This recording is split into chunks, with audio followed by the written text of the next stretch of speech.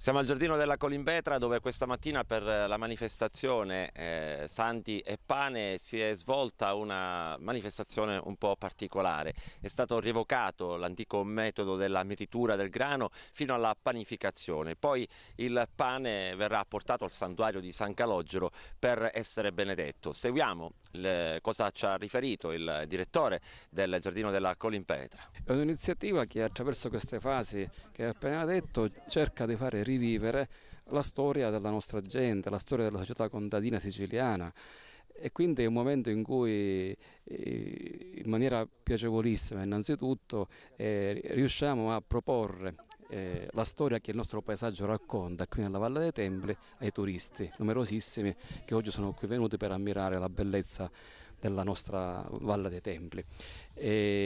La raccolta, la mietitura, la panificazione per raccontare il lavoro contadino, e poi la grande devozione per San Calogero con il rito della benedizione del pane. Quindi il pane che dà alimento dei corpi diventa alimento dell'anima, diventa praticamente qualcosa di spirituale, non più di materiale, qualcosa quindi che ha a che fare con la passione più profonda della nostra città per il proprio santo. Nello splendido scenario del Giardino della Colimpetra oggi è stato rievocato il metodo della mietitura come avveniva una volta. Adesso la tecnologia ha un po' superato queste cose. La fatica dell'uomo.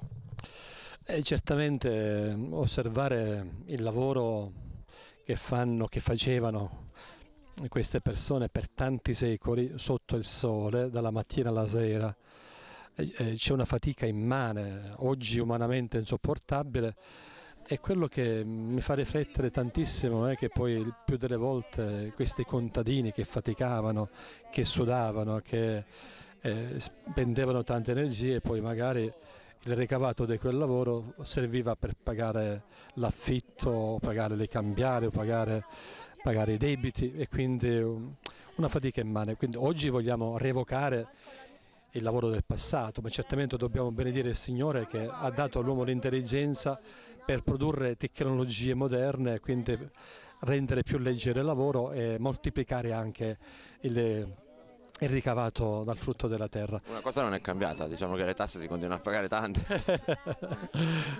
Questo è un aspetto, una nota dolente, però quello che a me piace evidenziare in questo momento, a parte questa annotazione un po' storica legata alle condizioni del lavoro, la realtà del pane. Ecco, San Calogero è legato al pane, il pane è legato a San Calogero, e questo sa di indicare come il pane diventa l'elemento essenziale della vita dell'uomo, guadagnarsi il pane, portare a casa un pezzo di pane. Sono tante espressioni per dire che il pane si identifica con la realtà essenziale della vita. Dove c'è pane c'è la vita.